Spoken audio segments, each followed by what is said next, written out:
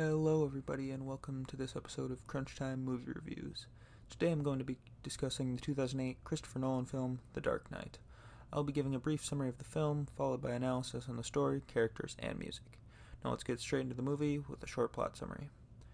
Batman, District Attorney Harvey Dent, and Lieutenant Jim Gordon have been working to clean up the crime-ridden city of Gotham.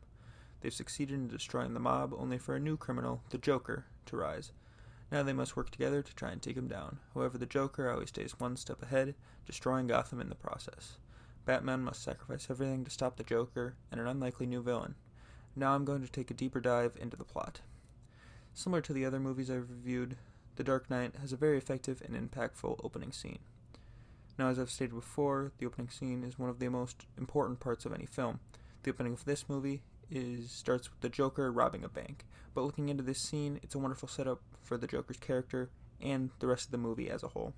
The audience is shown that the Joker is a ruthless and unfeeling criminal, but he is also quite smart and knows what he's doing. Another reason why it works is because the Joker doesn't reveal himself until the end of the scene, and Batman never shows up at the beginning, so the audience isn't smacked in the face right away with the Joker versus Batman.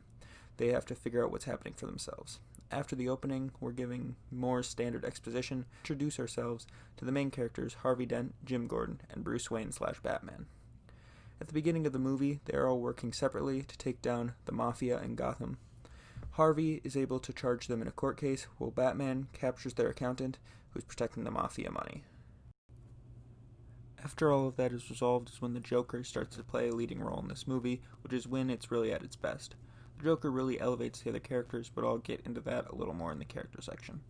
I believe that the pacing and sequencing in this movie is very good. The film is 2.5 hours long, which is pretty lengthy, but the quality pacing makes the whole time enjoyable. It's set up throughout as a cat and mouse game between the Joker and our protagonists, where the Joker is constantly staying one step ahead of Batman, Harvey, and Jim. This means there's constant action, and every moment of the movie is important, which is due to the pacing, as I've said before. Another well-executed aspect of this film is that the stakes always feel high. It always feels like there's something at risk, which makes the emotional moments and final payoff much more enjoyable. One final compliment I have is that the action and combat sequences are shot beautifully in this film.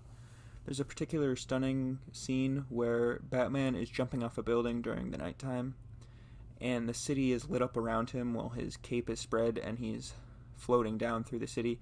It's just very visually pleasing and very nice to look at.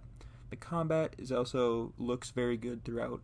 Much of the hand-to-hand combat is shot in one continuous take or long continuous shots. I like this a lot, as many other action movies piece together a ton of short, choppy shots to make their action sequences, which doesn't really look as good and can kind of can confuse the audience. I like that it's shot in a longer take, which makes it look cleaner and more realistic. Now I'm going to take a look at some of the main characters of this film, starting with our main protagonist, Bruce Wayne/Batman. While he is a protagonist and is trying to do good in Gotham, Batman does use some brutal methods and techniques throughout the film, as he is willing to go to great lengths and do a lot to save Gotham, even if this means he will lose a lot in the process. This loss leads to a more stoic and worn-down Batman by the end, and this means he kind of seems like a broken man, and it leads him to have to make some very tough decisions at the end. The Bruce Wayne side of this character is definitely more charismatic and outgoing than his Batman side. However, he is still very conflicted over Rachel Dawes. This is the love interest for both Bruce and Harvey. Overall, the Batman/Bruce Wayne character is entertaining, and he's fun to watch as he changes over the course of the movie. Both the Wayne side of the character and the Batman side of the character both go through definite character change. Harvey Dent is the Gotham District Attorney who is working hard to clean up the streets of Gotham. He serves as not really an antagonist to Batman, but more of like an opposite personality to Batman, whereas Batman is off beating up criminals on the street. Harvey is convicting mafia bosses in the courtroom and being more of a public figure and a public idol. This leads to Bruce Wayne and Harvey Dent not really getting along, both for their crime-fighting methods and, as I stated before, the fact that they have the same love interest in Rachel. Harvey also becomes a target for the Joker later in the movie, which leads to a large character change for Harvey, which I won't get into now for spoiler reasons. Jim Gordon is the police lieutenant and later commissioner of Gotham, who works with Batman and Harvey to clean up the streets. He works hard to stop the Joker, but struggles with a lot of corruption in the police department and Gotham as a whole.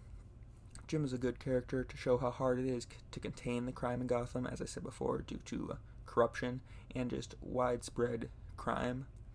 Rachel Dawes is the assistant district attorney in Gotham.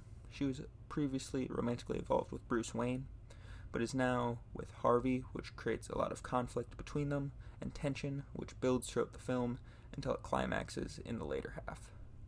Alfred is Bruce Wayne's butler and father figure. He's a large factor in Bruce's character change by giving him advice and criticism on his character, and I believe Alfred really steers Bruce in the right direction.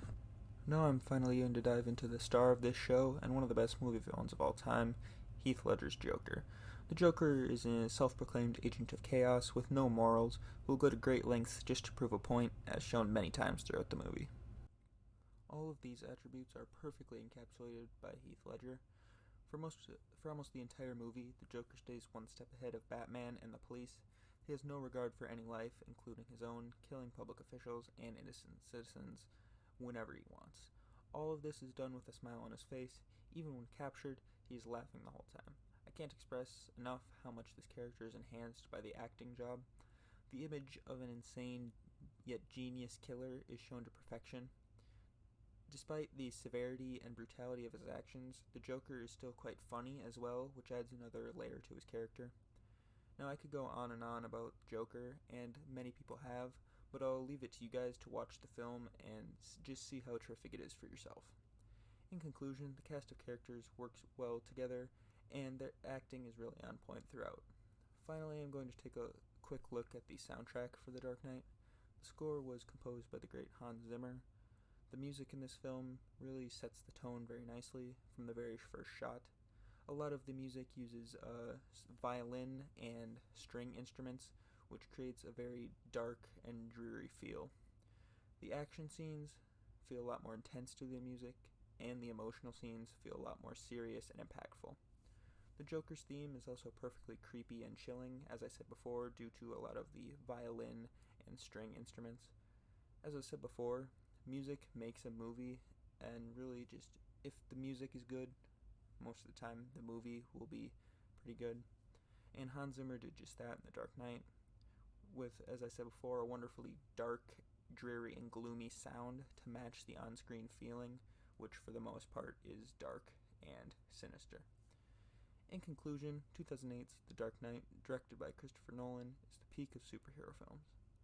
A well-placed story in combination with terrific acting and a tone-setting score makes for an excellent viewing experience. All of these factors combine for a near-perfect 9.5 out of 10. Thank you for tuning in to this episode of Crunch Time Movie Reviews, and be sure to leave any comments or suggestions below.